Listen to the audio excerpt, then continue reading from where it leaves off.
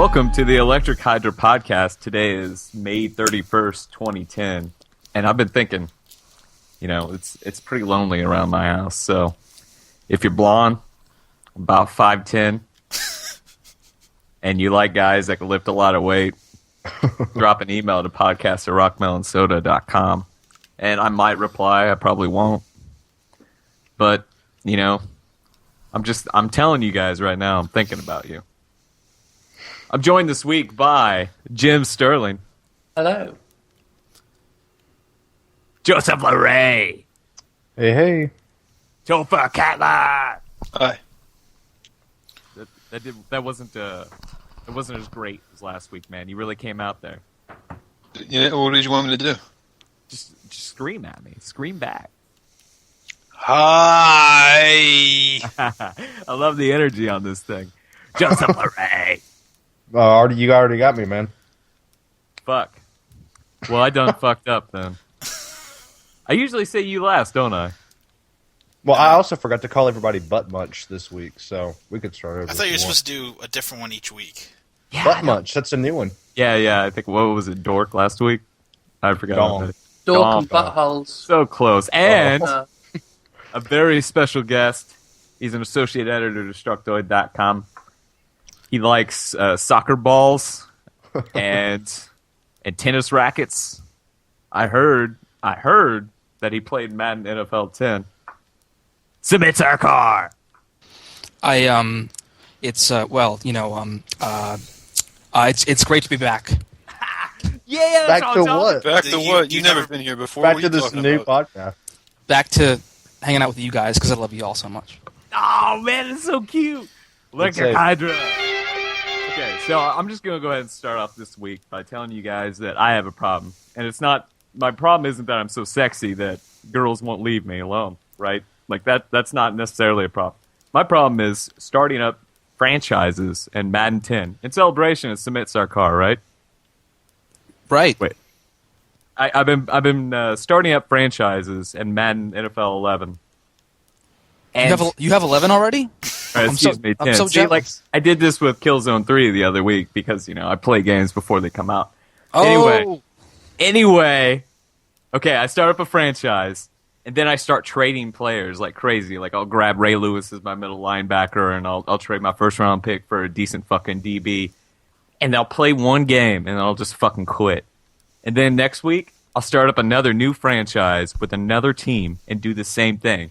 But the problem is here, like this whole roster business of me like trading players and building like this perfect team that I plan to keep around forever, just like build a fucking like solid franchise, kind of like the Patriots were, is that I'll spend more time doing that than I will playing the game. Smith, you got that problem?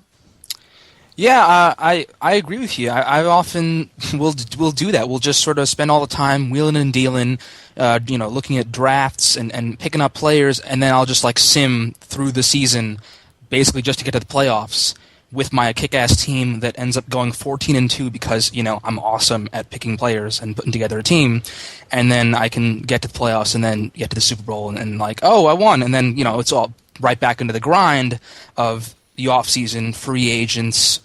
Get again the NFL draft and all that stuff. So You don't technically play the game? no, in franchise a lot of the time you spend more time tinkering with rosters, even in the owner mode, which I still wish EA would bring back the true owner mode that they had last generation, like Madden NFL 2005. I spent so many hours with the owner mode in that game. Eddie George was a beast. Yeah, Eddie. Well, Ray Lewis was on the cover. He was ridiculous in that game. Ray Lewis. I love that guy, man. He will fucking kill you. Yeah, he'll fuck you up. But I would in owner mode, I would spend so much time like adjusting the prices of hot dogs at my stadium, or How much you selling for, man? I need some tips. well, look, I'm a fan of $6? hot dogs. Wait, hot dogs or chili no. dogs? Because I like chili dogs. Well, certain ch- chili dogs, not all chili dogs. Yeah, no, a chili dog is pretty awesome. I don't remember if they had an option for a chili dog in the game, but you could set concession prices, you could set ticket They say prices, it's next gen. you could set parking prices, and then 5 years into your franchise, you could add like a new parking tower or whatever to your stadium and do all this stuff. And that's the kind of stuff that I miss. Because as much as I love playing the actual game, I do also love the idea of managing a franchise and everything that comes with it. And that's what I miss from current generation Madden games is that owner mode, the extra mile of tinkering. Dude. Okay. So you guys are paying $60 each every year to play fantasy football? I don't pay $60. No, I don't. I haven't bought. Whoa, okay. Excuse me. Theoretically, like, why not just play fantasy football? Fuck okay, that noise, dude. You can't play fantasy football. I play the game. I play one game and then I quit. Right? I just want to build like one perfect fucking team and then just call it a day because, to be honest, Madden's like physics are bullshit. The game pisses me off so much, and the fucking like super like satellite DBs just you get in zone coverage and they'll pick off fucking anything in that zone. It's like the guys have eyes in the back of their heads. Literally, I'd love to see the modeling on these things. Yeah, I don't play on all Madden because it's just frustrating and not fun. The defensive back AI, but no, going back to what you were saying, Joseph. First of all, I mean, I was never one of those guys who bought Madden every year. The only time I've ever bought sports games in consecutive years is I bought Madden NFL 2004 and then 2005 because I happened to be really, really enjoying Madden and I thought the improvements that they had made were really awesome.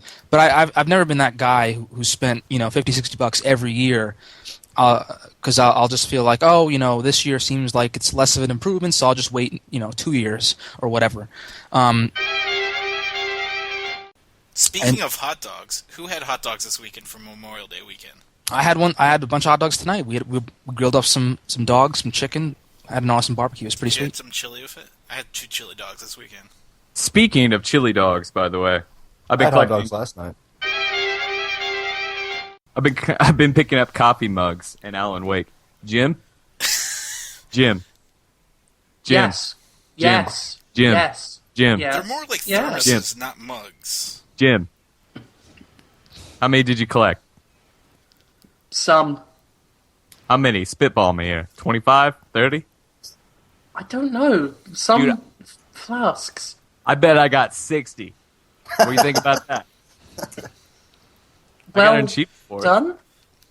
Dude, yeah, you know what? I will say, though, the coffee mugs break the game. Like, I'm like out here, I'm in the woods, scary shit's happening, the lost monsters popping off in the background, it's all dark and shit. Now I'm like, yo, there's a coffee mug back there, I'm gonna go get that shit. Thermos. Whatever, dude. You really want to get into semantics? But anyway, there's some coffee shit glowing in the background. Means nothing to the game. I mean, nothing. And I'll just, like, forget all of it. All the attention will just go away because I'm like, yo, I gotta go grab that coffee. I have a problem with the coffee in Alan Wake. Because for that exact reason, it's an antithesis to the actual game. There's no reason for it being there, and it just breaks the realism of the game. You've got these coffee thermoses all over the forest that Alan Wake has a desire to hoard for no reason than to just have them. He's like those people who collect action figures and get like 50 stormtroopers because they're idiots and they just want a shelf full of stormtroopers. You need an army to like defend. Yeah, except he's doing it with coffee flasks. And Flasks. they're not going to look very intimidating behind the Dark Lord of the Sith.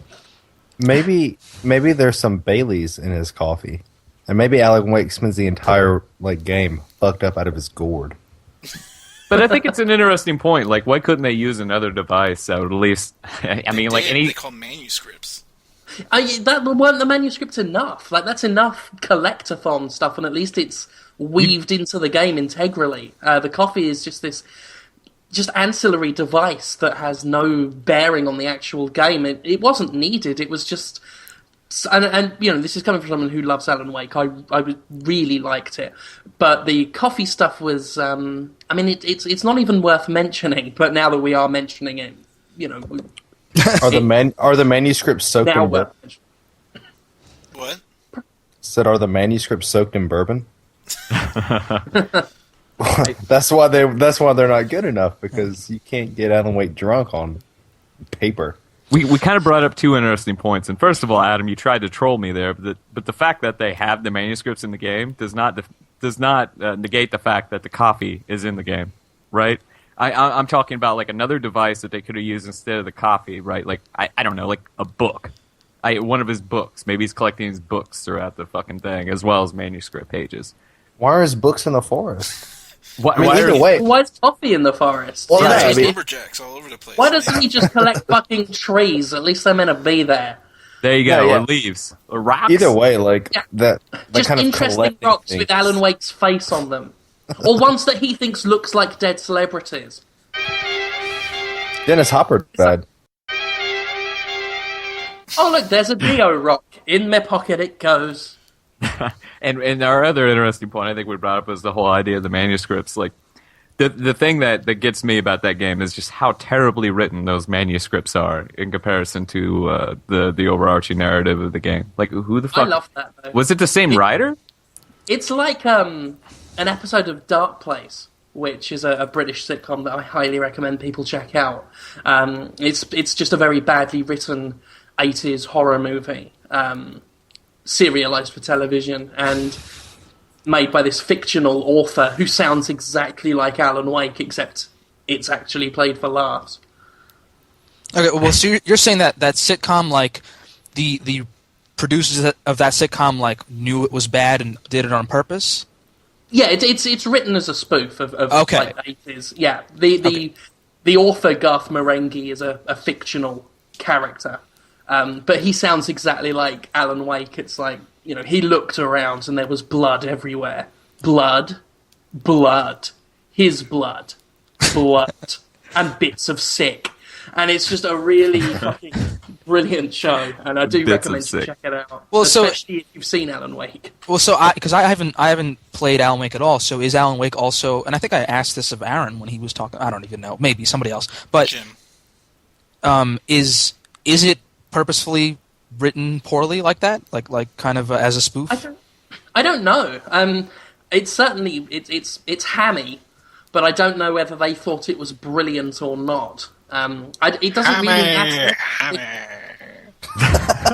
There's Topher. Exactly. Hey. Hey, buddy.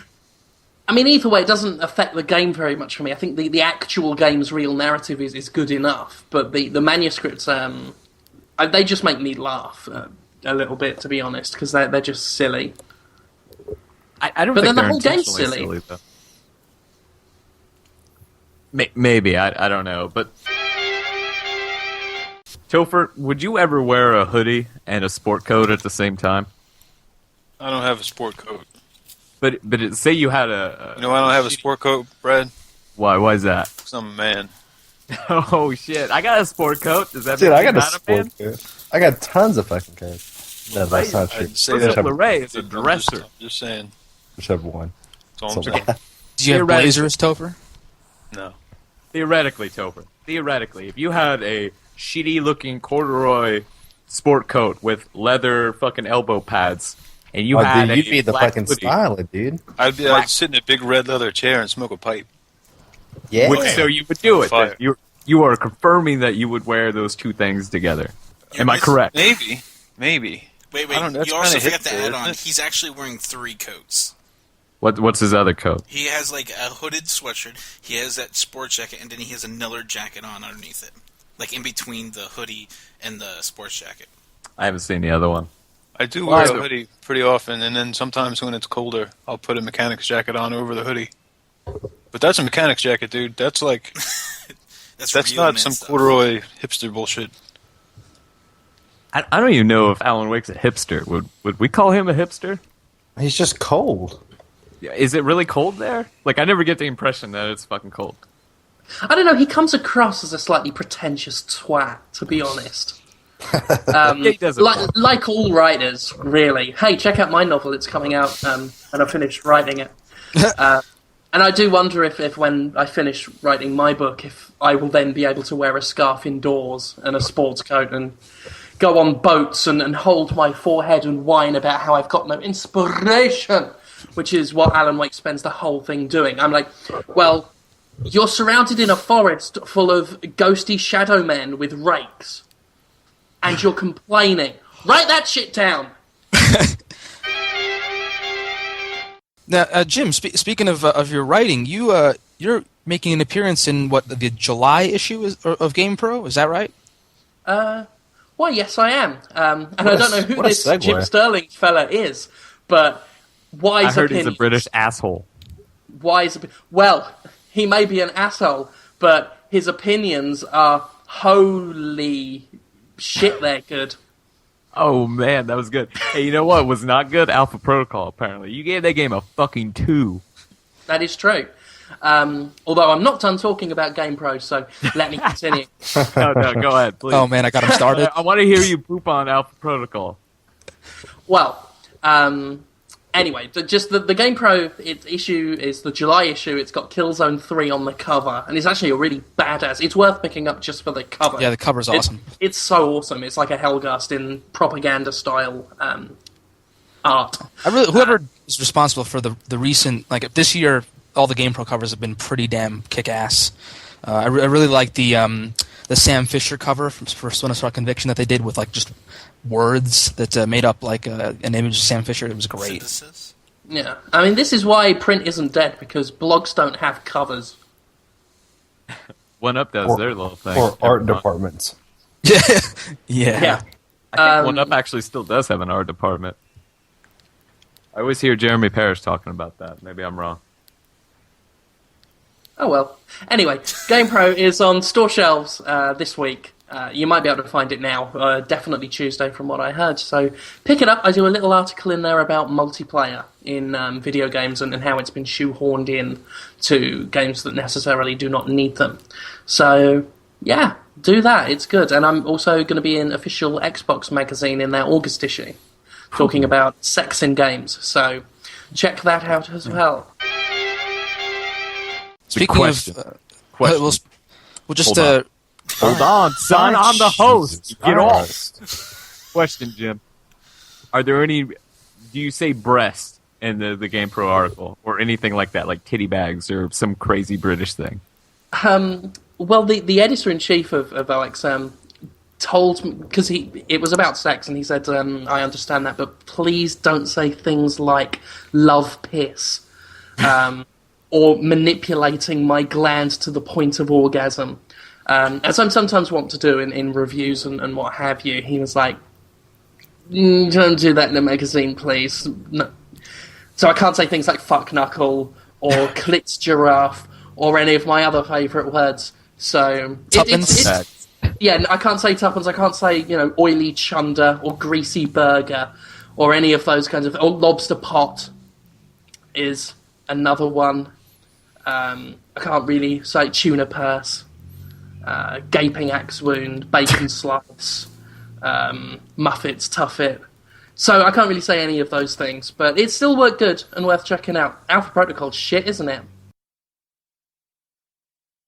Wait, has anyone else here played it besides Jim?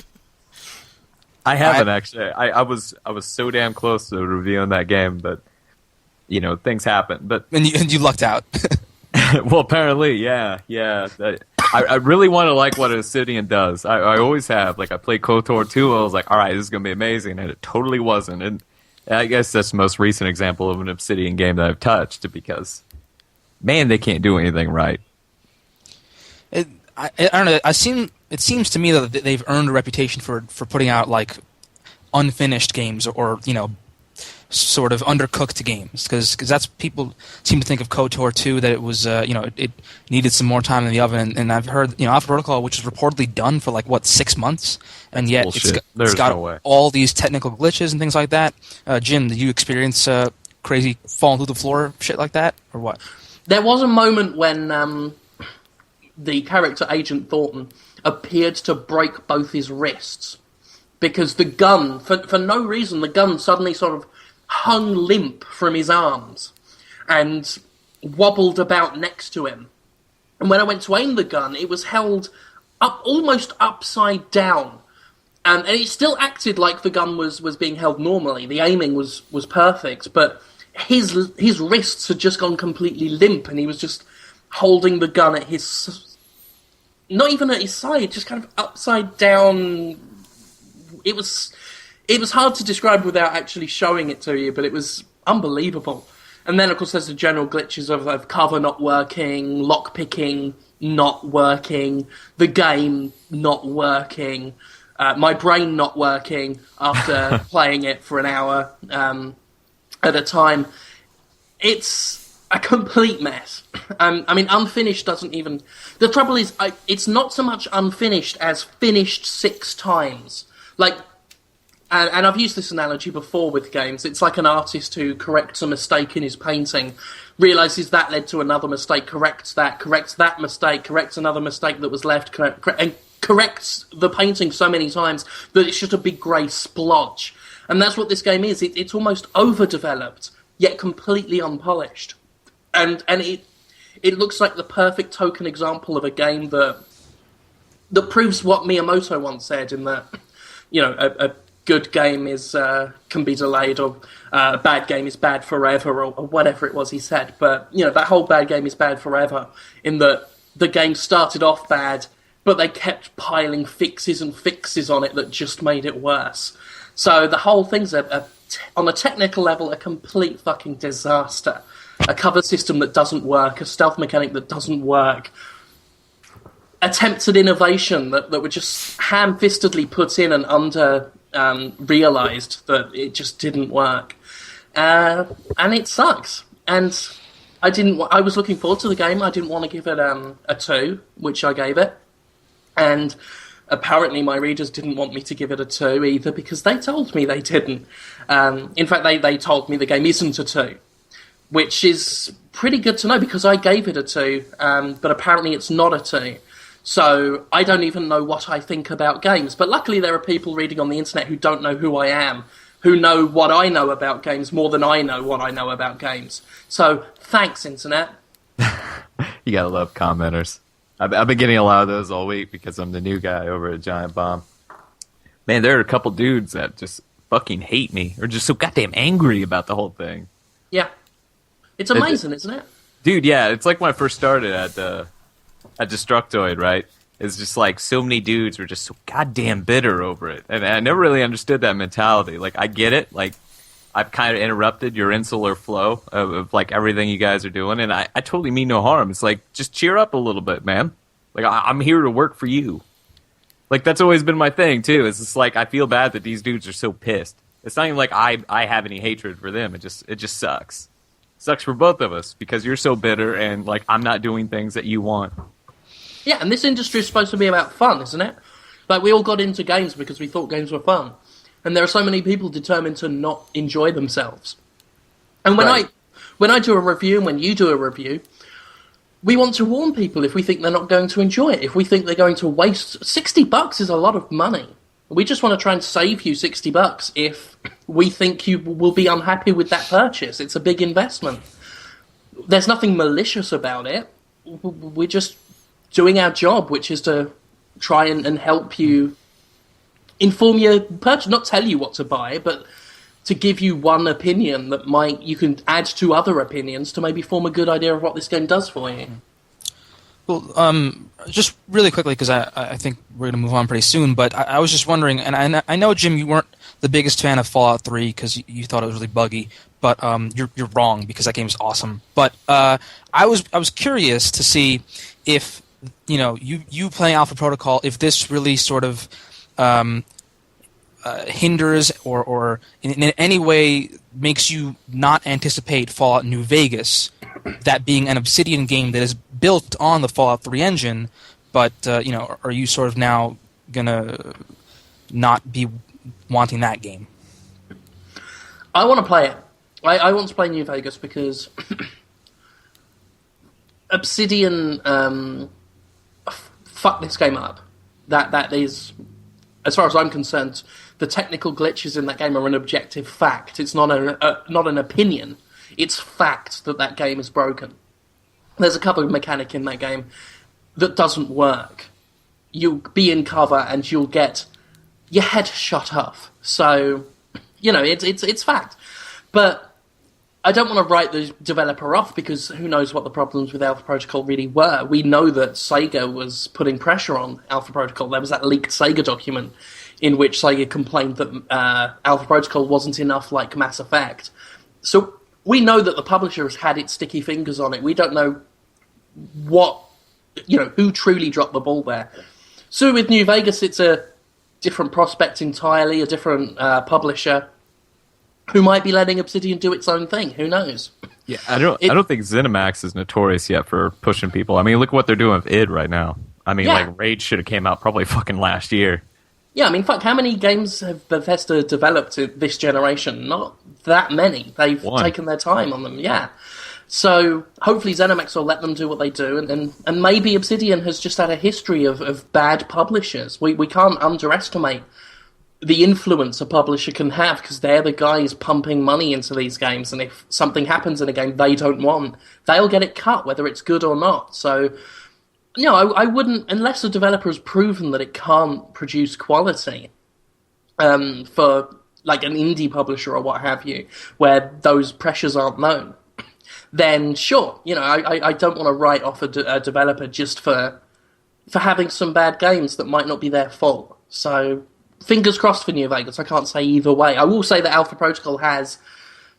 I mean, whether I know it's logical or not, my gut feeling now is a lot more skeptical than it was, because I've had a bad experience with an Obsidian game. So obviously I'm going to be apprehensive about New Vegas. But I certainly hope it's good. Yeah. Yo, to switch gears a little bit. Joseph. What you been doing? What you been doing this week? How you feeling? Dude, I'm feeling great. I'm feeling good. I moved last week, right? Wait. Is it great or is it good? Which is it? It's good. Right. Oh shit, it's good. That sounds like a British word, Jim. Is that a British word? No. No, but it's it not could a British be. word. It could be. Say you're feeling torch. That's a British word. I know this. I know that's a British word. Is that a British word, Jim? Torch.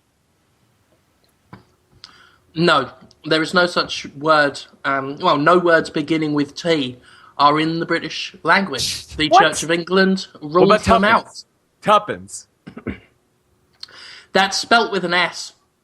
Fucking ridiculous. Man. British dictionary. But anyway, Joseph, what's up? You moved?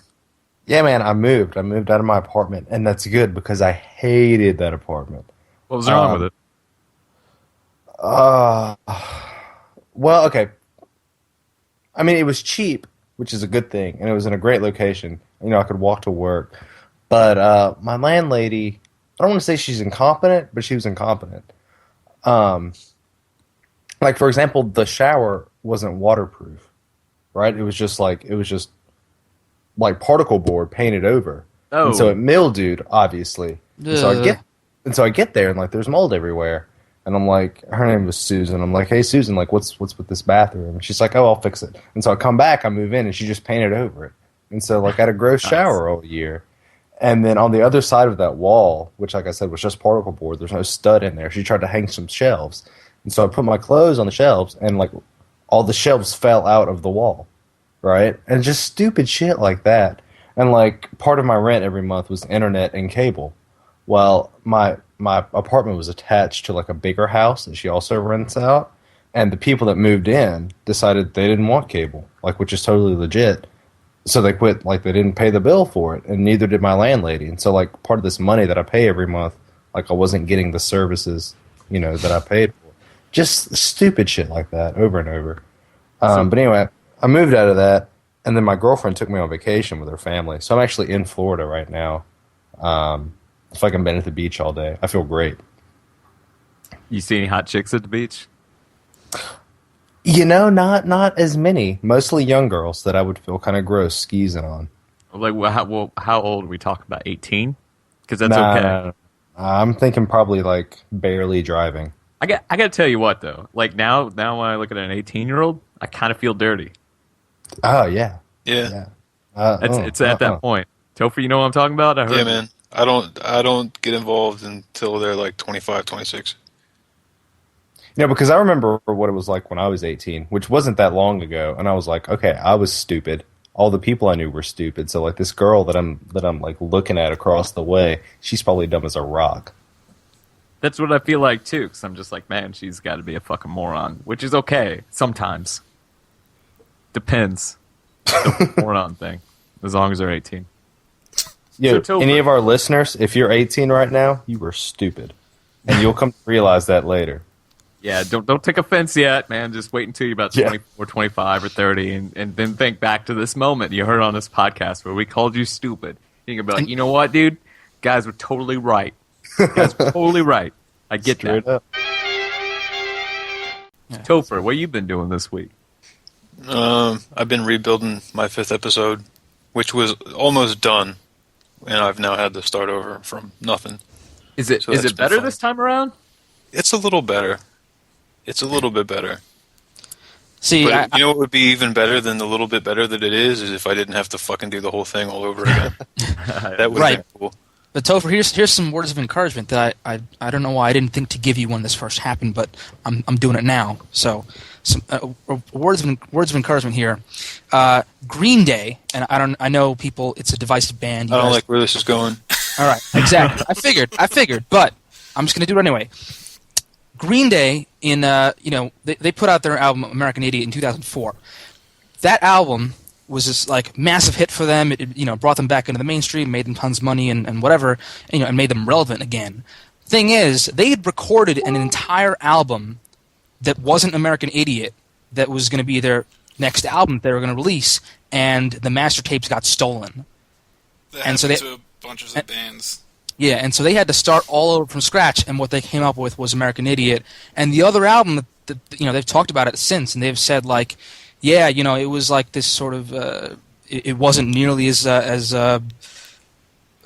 big of a risk as American Idiot was, but the risk paid off. And so if they had gone with the original album that was stolen, they probably wouldn't have really hit it big. So Topher, So maybe something shitty happening to somebody else also is supposed to make me feel better about something shitty happening to me. Totally. I'm just saying, maybe episode 5 is going to be your American Idiot. It's going to Basically, it's going to put this catapult cartoon- you into the hearts and minds of 12-year-old girls everywhere, Topher. If you put this cartoon out in 5 years' time, you too could sing with a fake British accent and think you sound British.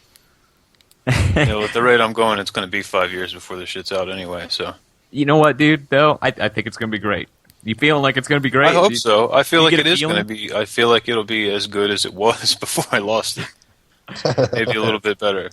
That'll be Maybe cool. you could So do- instead of this shit coming out like this week, it's going to be like the middle of the month at least. How about like episode 6 is just like a 2-minute episode? How about that? You just like so you can just spit one out again real quick and get into it. That would be cool. I can't do that though. Oh, you can't. You get I a little already too have it into written. it. I already have the whole show written. See, like okay, until the end. I have this problem too where like I can't. I'll be writing a news story, and instead of going back to going to another one before I really like get into the editing of the previous one, because I find like the longer I stare at an article, obviously, the more prone I am to not notice my errors. But I have this problem where like I'll just continually just rewrite the first paragraph over and over again, just hopelessly, until I get that to where I want, and then I go to the second paragraph. Like I have no forward movement like that, like because I already have this master plan where like I'm going to get this just how I want it first. But I have a feeling though, man, like if I just fucking did it all at once, if I just Yeah. did I'm it, almost I the just moved opposite on. way. I have to just do it from beginning to end. It's how I'm actually writing my novel at the moment. I'm trying not to keep going back because I don't want to be caught in that vicious circle. I'm very much a crash course guy. It's like how I learned to rollerblade by rollerblading up a hill. I start from beginning. I just don't stop till I reach the end, and then deal with the problems later. That's kind of the way I do it too. At least, well, that's where I do most things. TJS especially. Like I have to have a skeleton first. Like I'll Yeah. do that, and then I just kind of pack meat onto it until it looks good. Then I put the skin on, and then I like give it a haircut, and polish it up nice. Give it a nice jacket with patches on the elbows, and put a button in the mouth. Well, we're going to take a quick break so you guys can rest your ear holes. And we'll come back. Maybe we'll talk a little Stephen King because Jim just reminded me of something. Maybe we'll talk some books. We'll do some reader questions. And fuck, man, maybe we'll talk a little bit of RDR online, because Mr. Jim Sterling finally got that shit after I talked mad awesome about that game. Yes. I also have to talk about how I tricked my stepson into eating deviled eggs today. Beautiful. This sounds great. This is going to be an awesome podcast, guys. Come back around in a minute.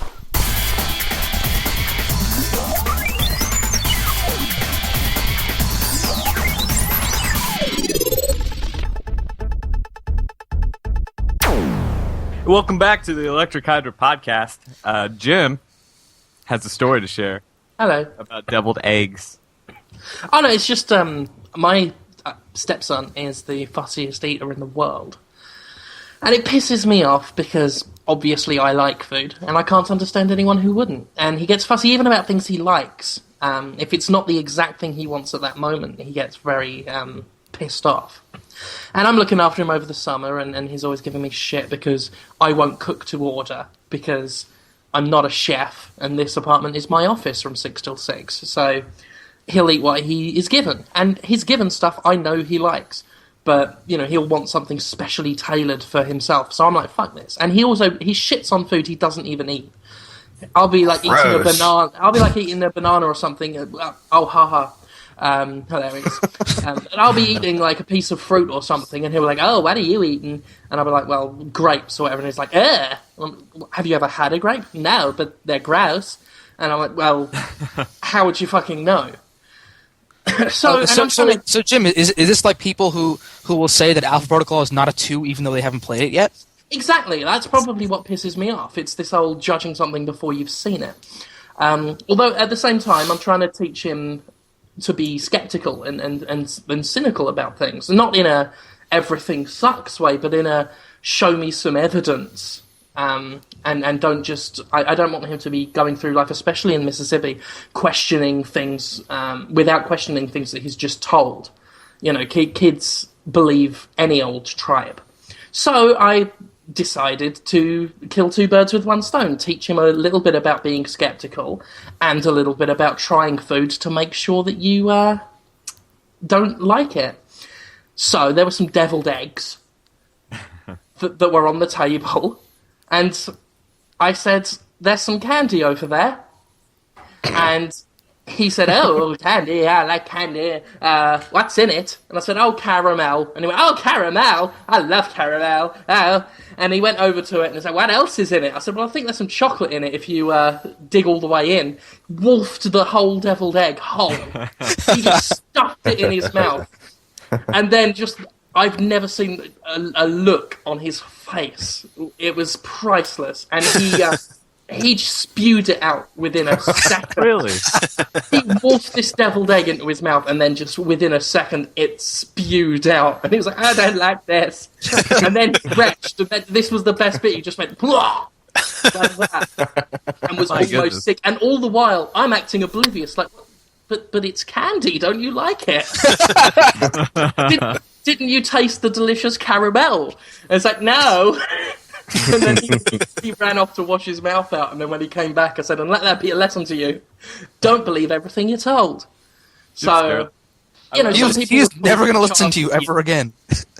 Well, some people would call it child abuse, but I would call it raising a child right. So I win. I think it's not child abuse because I gave him a delicious deviled egg. I think the worst sin here is not that you lied to the kid, but the fact that the kid doesn't like deviled eggs. Because I tell you what, I could eat like 8 of those at a time. Yeah, for real, No. I The didn't biggest like travesty deviled eggs are candy. The travesty is that Jim allows deviled eggs into his home. Shit Oh, is fuck fucked you. up. Ugh. I don't like deviled eggs. Wait, okay, so how do they make them down in Alabama or wherever the fuck you live? Whether they put like skunk in them or something? Like, I don't understand why you don't like them. Yeah, that's what the deviled part is. Satan comes into your home, jizzes on your eggs. Puts them on a plate. I tell you what, man, you get a little bit of paprika on anything, and it tastes amazing. But on a deviled egg, it's like 4 times as great. Maybe These that's deviled what. eggs were really good. They had a little tiny dab of like red wine sauce mixed in with the stuff. It was what I would describe as delectable. I basically gave that child a miniature egg-sized banquet, and he spewed it up. I got a buddy. You like the idea of him like vomiting eggs up. Yeah, and he came back to me and was like, "Oh, well, you know, I don't like eggs. They're called deviled eggs, and you ate them." I got a buddy who's in his late 20s now. Is just like your son, man. Like Your 20-year-old son. But no, he's just like your son because like he won't eat anything, man. Like I don't even think he likes lettuce. Like we're at this point where he'll go to McDonald's or something, right? Which I would never go to McDonald's ever again. But I remember this guy would order. I mean, he's one of those dudes that orders like a hamburger and he wants nothing on it, man. He's like not even just ketchup. That's the only thing he'll eat. Like as far as I know, like there's 3 things this dude eats: is like hamburger meat, salmon patties, and ketchup. Like that's fucking it. I've never seen this dude do anything else. That is an unholy combination. That's how I eat my burgers too, with just cheese and ketchup on them. Dude, he doesn't get cheese though. That's not even that's too much for the guy. Like I'm sure he's listening right now. And yo, what's up, brother? I'm just trying to give you a hard time because he won't even eat like green beans. And green beans are pretty much fucking tasteless. Like they're just like things that you put Like the next water to of vegetables. right. And I understand why you might not like, say, asparagus. Like, I get that. It's kind of acquired. But green beans, man? I don't know. That's just so weird how you can grow up like that. Like, I always ate all sorts of shit. Like, that was just my thing. Like, I'll eat anything until I know I don't like it, and then fuck that. I even forced If myself. I'll try anything once, but if I've tried it once and I didn't like it, don't fucking hand that to me. I'm gonna share a secret. I don't like caviar, but I'll eat it. And I'll act like I like it. I like it, alright. I've never had real caviar, but See, I think you're lying because you're like, yo, No, I've rich never had people like eat this shit. real caviar. I've had like fish eggs, but they were like off-brand. They were the generic fish eggs. But they were all right. Store brand salmon roe. Yeah, exactly. I'd try it, but I can't imagine I'd like it. I don't like posh, rich food, which it annoys me when I go to like a press event and they try and impress you by taking you to some lavish restaurant where they serve you fish heads with the eyes still on them and all this shit. And I'm like, you want to really impress me? Just take me to a fucking Wendy's or something. Like, Wendy's. I don't fucking care. Just don't take me to Le Chateau de la Plombe de Plombe, where they'll give you goats. I had this once, goat's milk dessert. It's not good. That sounds amazing. Goat's Fucking gross. You're talking like goat cheese? No, it was like goat milk curdled up into some sort of mousse type of thing. It was horrible. It was literally like sugary vomit. Yeah, but like as you were saying earlier, you got to be at least willing to try stuff before you're gonna say it's not. I remember Joseph and I and his girlfriend we joined all the rest of the Detoid crew at this. Was it a Basque place at PAX last year? It was right. It was Basque tapas. Right, yeah, that's right. Yeah, and it was just like they would bring you these little plates of like beef cheek and you got a goat cheese thing, right? If I remember correctly. Yeah. Or something like that. Yeah, and it was just I had stuff that I'd never eaten before, and I was like, sure, why not? And it was like delicious. So, I'm willing to go outside my comfort zone sometimes. Dude, goat cheese is good. Yeah, it is. You know what else? Olives. I'm probably the only guy in here that likes olives, right? I don't like olives, man. I am like the only guy on the planet that likes olives. What's the point of them? They're like savory grapes. They're fucking great. They're packed with protein, man. They're like the building block of fucking civilization. If I were a theist, I would argue that olives were invented by Satan to trick us into thinking we had some delicious grapes. And then every time we eat them, he'll jump out from the bushes and go, "Ha ha, you ate an olive, you cunt." Yeah, this is when he's not too busy sperming into our eggs. I don't know, man. I really like olives. Like, and here's where I love olives the most. Like, I'll get this awesome salad. Basically, it's just lettuce and stuff. But the key ingredients are asparagus and salmon. You throw some olives on that sumbitch. Dude, Man, you're talking about a salad with olives and asparagus in it. That's a ruined salad. You know what I call that? I call that fucked up. Yeah, I call that you did it wrong. That ain't right. Oh man, you guys don't even know. I think at GDC I went to this place called oh fuck, I totally blanked on the name. It's like the Great Pizza or some bullshit. Like what is it? Pizza Kitchen. You guys know what I'm talking about? Yeah, California Pizza Kitchen. Yeah, yes, that's it. That's fucking it. I totally thought I was just throwing out random shit. I went there. I went there. I'm like, great. This is gonna be. I was with Nick Chester and his wife and a couple other dudes in the industry. I'm like, I'm not gonna like a single thing here. I'm not gonna be able to eat. Because the entire week at GDC, I was eating oatmeal, which is pretty. I mean, Joseph knows what I'm talking about, right? Every morning for breakfast and lunch, oatmeal. Yep. That's like because like everybody was eating weird shit that I just can't handle, like pasta. This is basically pasta. Okay, Weird see, shit like you can call that shit like unhealthy if you want, but don't call pasta's not weird. There's nothing weird about pasta. What's weird is people eat that. I don't get it because there's just so many fucking calories in it. Why would you ever touch pasta? But anyway, Does it taste good? Because you can mix it up with a little bit of salad and a load of mayonnaise and convince yourself you're having a healthy snack. yeah, I Ooh. fucking love pasta salad. It's so hilarious. I do You know, too. because anything you put mayonnaise in, you did it wrong. Like you're talking about my salad being bad. Like if you put mayonnaise in something, you fucked up.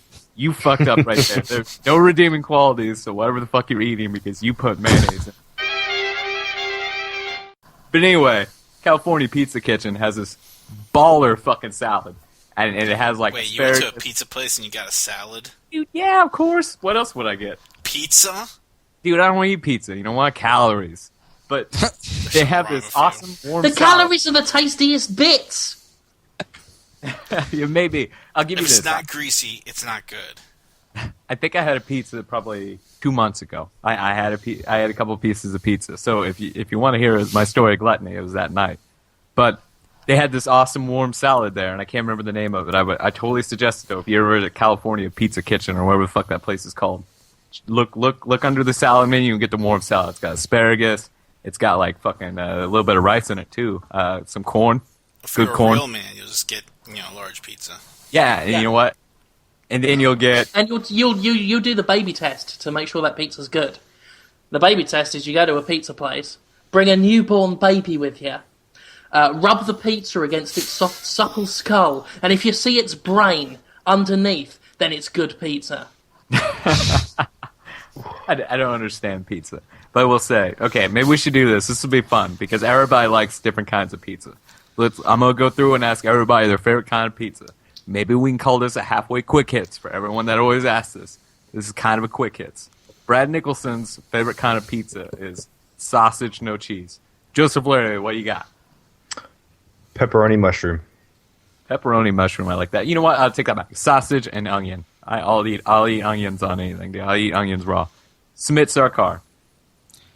Ooh, sausage and peppers, green peppers, real good. Nice. I like that. I like green peppers too. I'm a big fan of everything. I do too. Jim, what's your favorite kind of pizza? Hawaiian.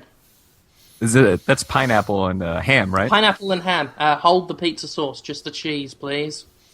Weird. I didn't peg you as a Hawaiian pizza man. Where'd you get that at? Like, who introduced you? I've had it for years. I love pineapple, but I can't have too much of it because I've got a very sensitive tongue, and pineapple is one of the most acidic fruits, and it literally burns. And when I say burns, I mean it looks. My tongue looks like a harlequin fetus. Whoa! Seriously, like if I every now and then I get a real urge to drink pineapple juice, but if I do, my tongue looks like Freddy Krueger's ballsack because it just bubbles and boils my tongue. But that's neither here nor there. I love pineapple, and a little bit of cooked pineapple on a pizza it does my tongue no harm. So mix that in with some Canadian bacon or ham or whatever it is you so long as it's pig, the tastiest of all God's animals. Put that on a pizza. I'm happy. I've got my delicious pig and a lovely bit of acidic fruit. That's interesting, man. Topher, what's your favorite kind of pizza? I usually just go with straight up pepperoni, but sometimes I also like to get pineapple on it, but not Yeah. ham. Like pepperoni pizza with pineapple on it. Still pig. Yeah, Well, not the pineapple. pepperoni's still pig. Not Adam? the pineapple. You're right. Adam, I'm gonna go ahead and guess the works. No, man. I Meat lovers. He has pizza-flavored pizza. It's just several pizzas on a pizza. I find that a lot of pizza places taste differently with different toppings. So, like, if I go to, like, Pizza Hut, I'll have one topping. But, like, generically, I just go with cheese because it's easier out of all the places, I know, nothing fancy. Dude, that floors me, actually. Like, all these choices are really interesting. So, Adam Dork, the guy who can down, like, 900 chicken wings in 5 minutes, just wants a cheese pizza. Doesn't when mean he I goes don't eat to- a lot of it. 18 cheese pizzas. And see, I would just imagine you're just like, yo, I just want meatballs in this sumbitch. Put some Well, see, meatballs, a full onion. I try like hamburger, like Domino's, and I hate it. See, I would never get a hamburger on a pizza. I would never get Domino's. Never. Hell no. The only pizza I don't like is Chinello's. What's that? It's like a drunk college pizza. Okay. Yeah. Well. All right, so Or Uno's. Uno's is my least favorite pizza. Really? Yes. See, I had a bunch of Unos when we were at PAX East, and I'd never had it before, and I liked it. I don't just like fine. big chunks of tomatoes in my pizza. Okay. Well, yeah, that explains that. Oh, don't tell me you don't like tomatoes. Well, I just don't like big chunks of tomatoes Oh my goodness. in my pizza. I love huge chunks of tomatoes. I could probably eat a tomato raw, too. Yeah, but I'm you just eat salads all the I time. eat tomatoes raw. They're good. I like eating a lot of raw vegetables yeah. and things. Yo, try to I eat an love- onion sometime, Jim. I know it totally sounds gross, but do it. I used to eat like onion, like I wouldn't eat it like an apple, but I'd get like onion rings that I'd cut out of a raw onion, give them a nibble. Good stuff. Raw broccoli is good.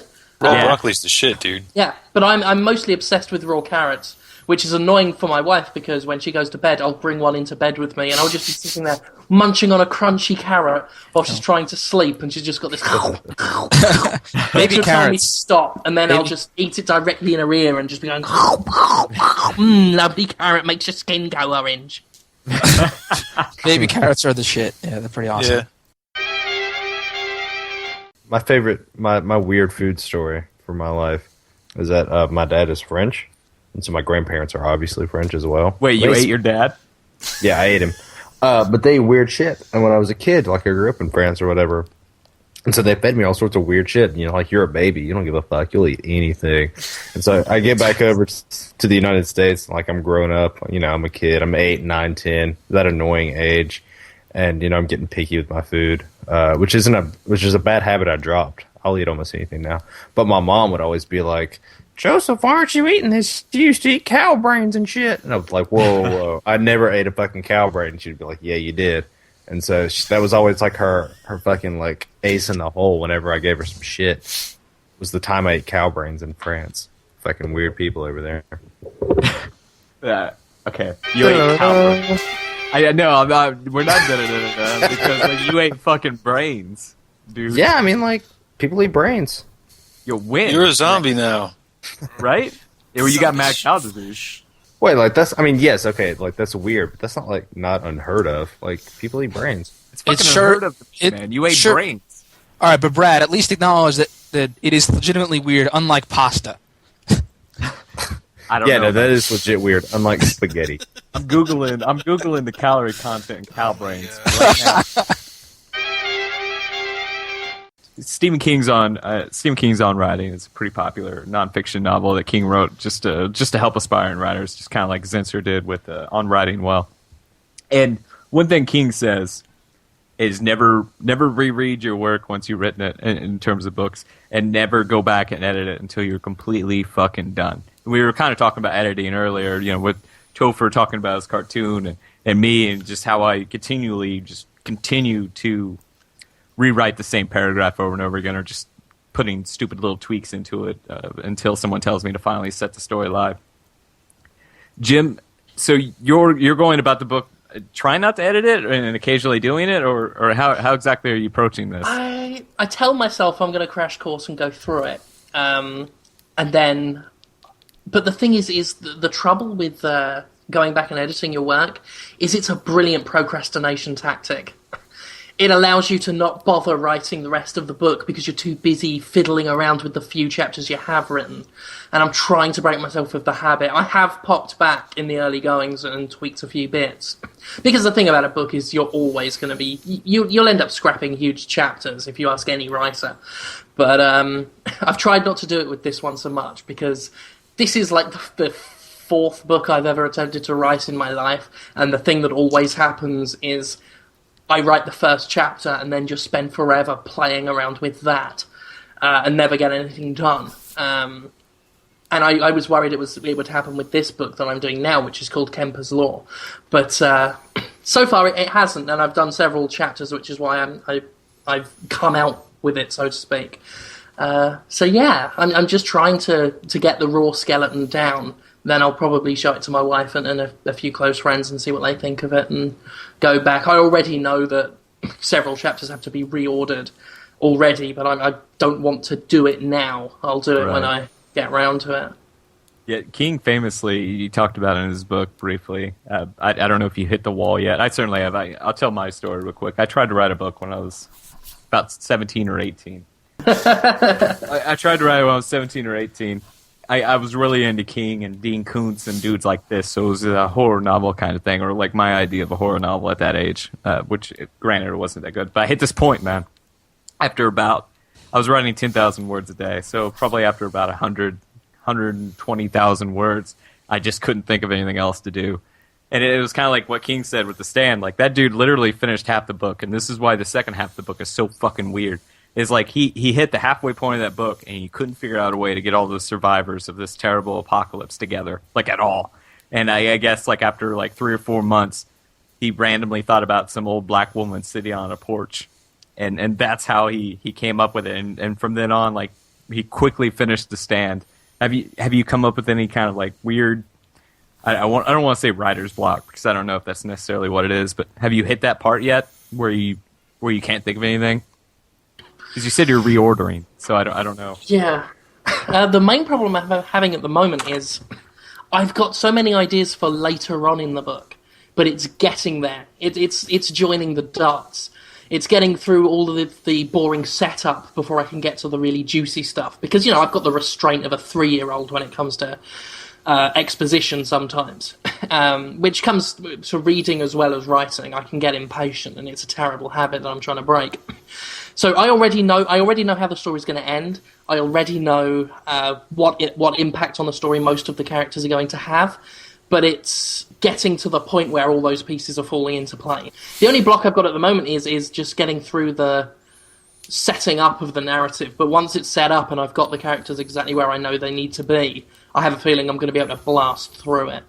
At the moment, what I've been doing is just randomly coming up with weird characters, because it's supposed to be, it's quasi-serious, but there's also a comedy element to it. So I've been coming up with just weird characters, and I don't know whether they're going to be in the final draft or not, but I'm just writing random chapters starring these bizarre characters.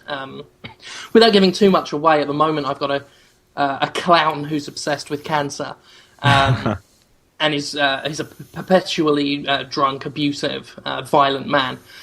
Who does kids' parties, and well, no, he does. He works at a fairground that's set in this book's city where everything takes place. And I have no idea if I'm going to keep that chapter or if I'm going to expand on the character yet. But it's just to keep me going. It's just to keep me in the writing mood, and fleshing out this universe that I've got in my head. So. It just keeps you in the practice of writing. And I think it's working out well. I've got all these random, weird characters that hopefully will become part of the story. I did that with the journalism show, too. Like, I wrote the ending first. Well, when I started doing this, I was just fucking around. But then, I guess between episodes 2 and 3, or probably over the course of between the ending of the first episode and, like, the third episode, I wrote it, and I actually wrote the end first. Like, I knew how I wanted the story to end, and then everything leading up to that came afterward. Yeah, some writers tend to do that.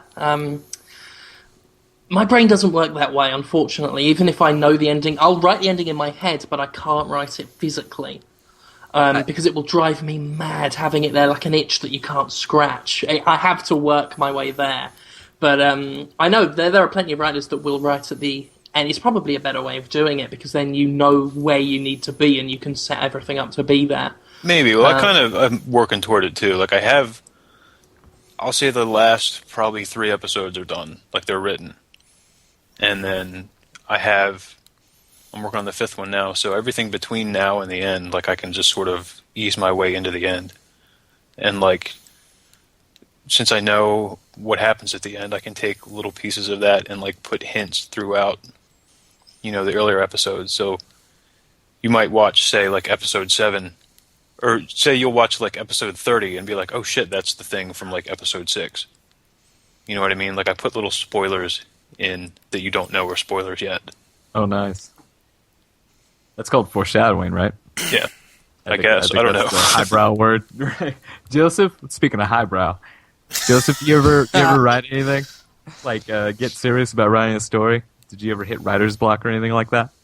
Well, I've never been much of a fiction person. In high school, I'm sure everybody has to write like at least a few stories in like your high school English classes, and it was just not for me. Like I just know that that's not what I'm good at, and so I've never even tried. And I mean that didn't really bother me, but I'm not a creative dude. I write, or I used to write short stories. I pretty much gave it up. My last one was called Bone and Sinew. Because, like, it's weird when I write fiction. I go in such a horrible fucking place. And, like, I had the perfect idea for this. They got, like, a detective and a sociopath, right?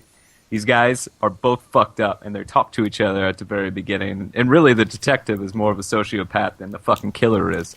So it's even better. You have this great dialogue between two guys that are just, like, constantly at each other's throats. But I got to the end. I have this problem, and here's my point. I have this problem where I'll abruptly end everything, and Joseph knows what I'm talking about because he's copy edited. I even do this in video games journalism. I'll just fucking, like, if I saw the ending in sight, like the very end of this book, everything's coming together. It's all happening, and then all of a sudden, like, I'm just like, you know what I'm going to do? I'm just going to have, like, and I wrote this scene where the guy just sees, like, a bunch of flashing lights, which are police sirens, or police lights, rather, and then it's over. The entire short story is just fucking over. Just flashes of red and blue. And I do that in my video game writing, too. So, like, anybody else have, like, weird, like, problems like that? I don't really see it as a problem. But in our field, or the field that I'm writing in now, I totally get it because people really want to get eased into endings and feel like the entire article tied together. Nobody? It's hard for me to say because I don't write like that. Like, I write my, like, base, like, my backstory. Like, I know where these characters are from, what they're about, who they are, and I know how their story ends. And then I write the middle. Like, getting from that wide sort of backstory to the ending of their story. So I don't know. Like, I think differently. So it's hard for me to say. Right. Because I don't, like, that doesn't happen to me because my end is, like, the second thing I do. Man, it's interesting. See, I write totally linear, like from beginning to end, and maybe that's part of the problem. Like, I love the journey. See, I do too, but I write, but only with the middle. Right. Like, I have my beginning, and then I do the end, and then I write the middle linearly. And I don't know if I'm losing gas or not, or maybe I just love, like, the abruptness. It's just like you build to this epic thing, and then you're just like over. Like, I love that feeling of like you've been betrayed. Which, Submit, have you ever written any fiction? No, nope. Just I like Joseph. I wouldn't really consider myself a creative person in that manner, which is why I'm just more of a nuts and bolts kind of guy, and I do a lot of like editing, kind of stuff. Got an idea? I'm gonna give you guys some homework assignments. Submit Sarkar. I want 500 words of a Bo Jackson fan fiction. And you know what? Bo Jackson and who's the guy that just got arrested last week for doing like a 16-year-old prostitute? Who was Tina that? Turner. Lawrence Taylor, LT. I want Bo Jackson and LT. Short story form, 500 words. I want to read it. Submit. Will you do it? No. What? Do you ever Actually, on this podcast? can I throw in a cheap quasi-related plug here? Totally. I actually totally forgot about this, but considering we're talking about writing fiction and fan fiction, as you said, I'm actually doing just a little project to keep me interested at the moment. It's only on a Tumblr blog right now, but it might be part of a bigger project I'm working on in the future. But it's called Fred Phelps Fan Fiction. Fred Phelps, of course, the homophobic bigot and leader of the Westboro Baptist Church. I figured that he could do with some fanfic. So if you're aware of Fred Phelps and you're sane, which means you don't like him, then just go to fredphelpsfanfic.tumblr.com and check it out. It's quite enlightening. I'm quite pleased with it. I'm not going to relent on this, Submit. 500 words. That's all I'm asking for, man. I've seen you do more in a news article. Yeah, that's like 2 pages. 500 No, words is not 2 pages. It's like half a page. It's not much. Come on. That's like 2 double space pages. I just don't know what I'd write because I'm not. Those aren't athletes that I'm all that. They're a little before my time. You know what I'm saying, Brad? Okay. You make it interesting to yourself. You have to create a world where they. I'm going nowhere with this. In 500 words, dude. Here's the best thing about it. I don't give a fuck what LT's really like. Just write about him, man. I don't care. I don't even know who Bo Jackson is. All I know is in Tecmo Super Bowl, I could fucking run all over your ass with Bo Jackson. That's the only thing I know about the dude. Come on. Come on. Come on. Hey. All right. Yeah! Next week we're gonna have this shit. That's all I'm talking about, Joseph. I want a story, 500 words, about a cat, a cat and an American Idol star. Dude, I haven't watched American Idol since that huge black guy Joseph. did. What was his name? Okay, Do you cat have the internet? Was it Back at One? No. I don't even know. Fuck. Never mind. But okay, so Right. I want a cat and a huge black guy. 500 words, a short story. I want it. Send it to my All email, and we'll read it on the show next week, and it'll be fucking amazing. We'll read both these stories. Submit. You still down? You still down? You pumped? I said all right. I agree. Yeah, you're not pumped though. Scream at me, brother. All right. Yeah, why am I more excited about this than what you guys are, Joseph? Come on. Nah, dude, I'm totally on board. Let's do this. Awesome. Well, okay. Let's go ahead and take another break because we're running a little bit long. We'll do some reader questions, and we'll tell you guys what we're all doing next week in terms of like writing on the internet and shit like that. And we'll say goodbye. And hey, you know what? Maybe you'll have a special bonus podcast that's going to hit Tuesday too.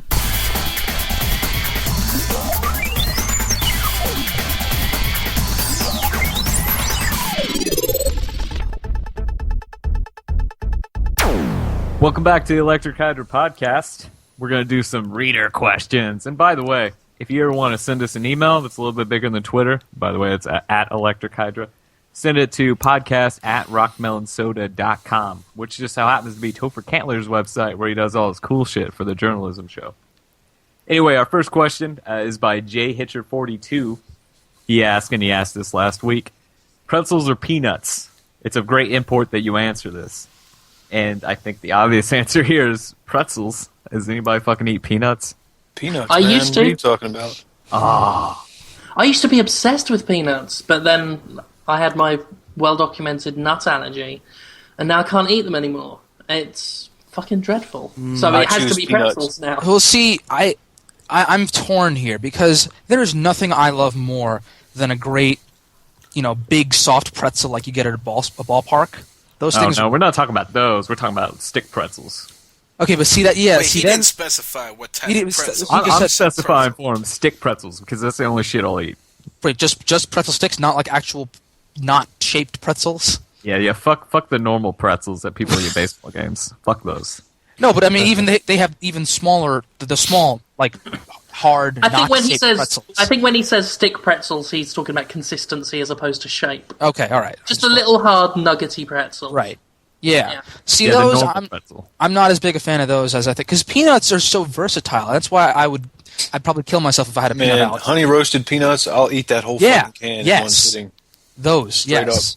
And if you've ever walked around on the streets of Manhattan, they've got those cart vendors that they have different Yes. those yes. peanuts. Yeah, like $3 you get like a thing. Yeah, those Fuck yeah. fresh roasted, hot. Yes, those are great. And again, in terms of versatility, like fucking peanut M&Ms, man, those things are great. I love those. You guys are killing peanut yourselves. butter, peanut butter M&M's is where it's at. It's still No, peanut. no. Hey, have It's you ever not had pretzel butter. Have you had butter? I mean, a pretzel M&Ms. I've seen those. Tino on the Detour New York email posted a photo of those, and I've been to my local 7-Elevens. I've not seen them yet. I really want to give them a Go shot. to Walmart. They're there, but you don't have Walmarts. but that would require me to set foot inside a Walmart, and I don't. anyways, they're okay. I recently discovered yogurt pretzels. Yeah, those are Those are good. good. They're too. Those, yes, They are amazing. So flip. those chocolate cover ones people give you at Christmas time. Yes, yes. guys are all killing yourselves. Slowly. America has a really good habit of But we're enjoying finding ourselves ways doing to it. mix the savoury and the sweet in a way that works. Oh man. Okay. And- You know what? I'm gonna go ahead and split the difference and say pistachios. Fucking super cow. You were playing against the rules, sir. That's not peanuts. You were out of Pistachios line. almost killed me once. Well, no, as far as like delicious things that come in shells, you can't beat a pistachio. What about turtles? Oh, Turtles are good. I like turtles. I like I'm just throwing that macadamia nuts. Hey Spibble asks, and this would be great for just Jim Sterling because I know nothing about any of this shit. How many aliens does it take to kill a transformer? Fuck. See, that's hard because when Technically, aliens, just one. Technically, just one would be needed because that acid blood can eat through anything. So if it gets in the right place, just one alien could kill one transformer. But it's getting to the transformer to do it, and it depends on what transformer. I mean, if an alien went up against Sunstorm's a walking nuclear bomb. The alien isn't going to do jack shit. So that ain't going to happen. But if it was Bumblebee, fuck Bumblebee. Bumblebee would get shit kicked out of it by fucking Widget, that purple alien from that 'Cause he's kids' yellow. cartoon show. Because he's a fucking cunt. Adam, what's your take on this? See, my problem is just how would the alien go about attacking a piece of metal? How do they go about attacking humans? Well, it's That- a difference that when you're extra using like retractable a mouth. tail to like pierce a human body versus a tail to pierce metal. How big are transformers? Like tall, like Fucking what? huge. Tall As big doesn't as help me. whatever Is it car they 6'2"? are. 20, 30 They're different feet. sizes. Some of them can be, up Gigantic. to like 12 feet. Some of them can be the size of a building. It depends. Okay. They're so varied. It Well, it depends on. depends. If it's a Decepticon, they're usually a lot larger than the Autobots, which for some reason they're tiny. I guess the Okay. whole heroes. Let's wind this back. When I was younger, I used to watch this CG Transformer show where they're animals, right? Beast with Wars. Wars. Beast Wars. Okay, so let's change this up. What if they're Beast Wars? Like, what if there was like some monkey fucking robot versus an alien? You realize they're still robots, right? Yo, that show's for furries, dude. But here's the thing. Here's the Robots thing. still What if have a facehugger? metal. What if a facehugger got on a transformer and made like a Tralien? A fucking alien that could turn into a jet. That would fuck everything up. I think John Carpenter just got a boner. Happy Elk asks, Brad or anyone played the Mother 3 translation patch released last year? Any other foreign games you'd love to see translated? Very quickly, yeah, I played the Mother 3 patch, and it was fucking amazing. Mother 3 should have came out here. It's not, because Nintendo's just stupid about these things. I guess they're realistic. But don't feel shy about getting the ROM and fucking patching that in there. There's no reason not to at this point. I mean, it's been years after the release. Anybody else play that? My name's not Aaron Lindy, so no. Okay, so any other foreign games you'd love to see translated? Anyone? Topher? Come on, you play a lot of weird games. Man, I don't want to see any of that shit translated because nobody knows how to do it. So my answer is no. Demon Souls is already translated, so I'm good. Foreign games, yes. Translation, no. So who's the best at doing this? I mean, you like at least one translation. right? Atlas, maybe. Axis. Capcom has done it right a few times. So next question by K-Pax, who sent us a question last week that we talked about. Thank you, K-Pax. Which of you is the most hardcore? Which of you is the most straight edge? Now, I assume straight edge means you don't drink or smoke, right? So is hardcore like the opposite of that? Yeah, I'm not sure like what the Well, wasn't part of the vernacular. question has to do with like music? Oh God. I don't. Isn't straight edge tied to music though? Isn't that like It's the well, the it It was movement? born. Yeah. It was Necessarily. born from there.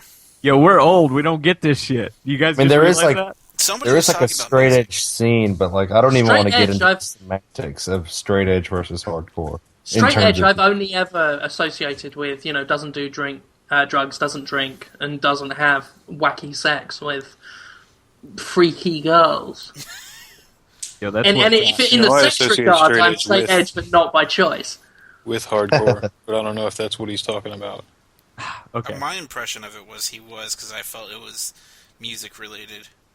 Or maybe they're not related. Maybe, which of you is a hardcore skier and which of you Hardcore gamer.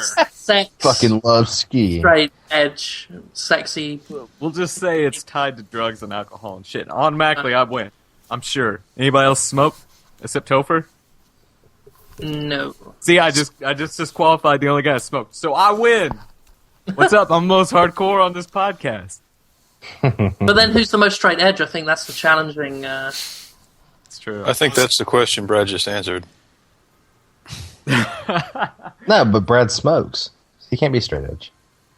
That's totally right. I break, and I have crazy, freaky sex all the time. Any of us? Are there any among us who do drugs? I don't think so. No. I mean, how incriminating do we want to be here? I blood doped. Wait, really? No, I'm joking. Jesus What the Christ. fuck does that mean?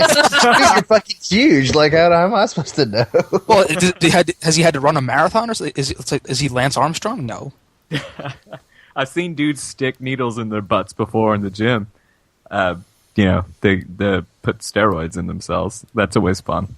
I was surrounded by drugs for a lot of my life, but I never really got into them. I'm one of those people who doesn't get them. Especially when I came home from work one day. I lived in a apartment with my brother and then his friends and a guy called Louis Falls, who is a very dear friend of mine. But they were all... I'd come home from a hard day at work, wanted to relax. They were all in the front room, all in the den, watching Mad Max while coming down from a night of popping E's. And it was the most depressing... I mean, if you ever want an argument against doing drugs, just watch a room full of people coming down from a night of drug-addled debauchery, watching Mad Max. It somehow really, really makes you never want to... in the same way as watching Fear and Loathing in Las Vegas. You just vicariously live through them and just... I don't want any part of that.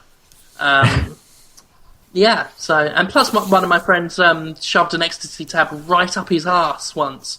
And that didn't work out too well. So I wouldn't recommend doing that.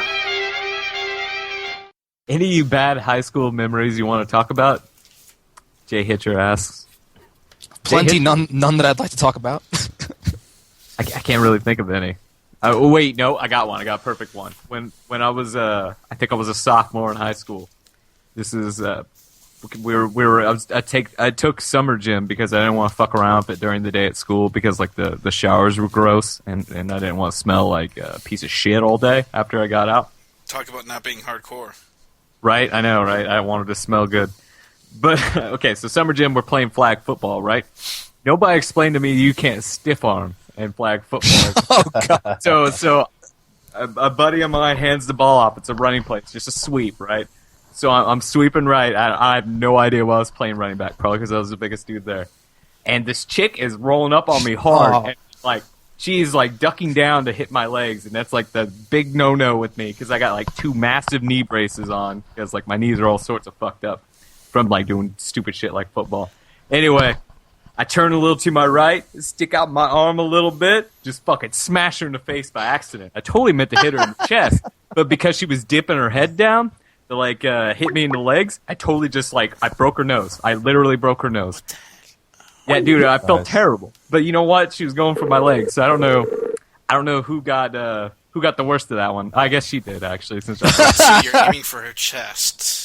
I was totally aiming for her chest. I was going to hit her right square in the chest, right? Just to be like, yo, get off my fucking legs, lady, right? You aren't going to take my flag, and you aren't going to take my knees. And do blood, and she was crying, and I was freaked out because, like, I mean, I went ahead and scored a touchdown, which was probably bad in hindsight. Now, And so, you spiked the football and did a dance too. no, I didn't do that because then I realized because like another kid in class was like cradling her head while she was bleeding. Like, he got some, didn't he? And you didn't. You know what? Like after the fact, like 2 weeks after the fact, she was completely fine with it. Like we were both cool. It was totally an accident. You know, I mean, obviously I wasn't aiming. Or I didn't want to hit her in the face because she was pretty too. Not after you were done with her. Man, that was a dumbass fucking move. I broke my collarbone playing kickball in 8th grade, which is Fuck. How does that happen? Yo, I broke my arm playing Foursquare. Wait, well, okay, but he said high school. 8th grade's not high school. Well, Might be in France. So you're gonna tell us how you broke your collar? Or... yeah, I was playing shortstop. And then I a got- meteor crashed on the field that I was on. And then I got kicked by a tiger. Thank you for listening to the Electric Hydra podcast. We're going to do another small episode. Look for us on electrichydra.podbean.com, which, you're already fucking there probably. And we're going to try to get on iTunes real soon, starting tonight. So look forward to another one. Anyway, you can catch Jim Sterling in the latest issue of GamePro, an upcoming issue of OXM, at Destructoid because he's a reviews editor, and at Games Radar. You can catch Topher Candler at rockmelonsoda.com, Joseph LeRae at Destructoid.com, Submit, he writes for Destructoid.com as well, Adam Dork, our lovely... No, I also this wasn't anything major, but I had a 1-paragraph review of Battlefield Bad Company 2 on downrightfierce.com. That's right as in like you're writing an article. Ooh, that's clever. That's a pun, right? I thought that's a genius name for a blog. But yeah, it's a friend of mine, Mitch Dyer, freelance writer, who just it's sort of an experiment. He's really, a lovely guy, by the way. Yeah, Mitch is awesome, and he did this last year. It's more of a writing exercise than anything. Just try to review a game in like 150 words. So I contributed a review of Battlefield Bad Company 2 that you can check out on downrightfierce.com. Well, there you go. And you can catch Adam Dork on our podcast, which he's fucking amazing at. He's the one that's going to put all the Batman sounds in that you probably laughed your ass off the entire time, which I totally love. You can catch me at giantbomb.com. I cover the industry, the whole news thing. And you can catch my reviews at mtvmultiplayer.com. Have a good night, guys, and I hope you had a good Memorial Day weekend. Good night.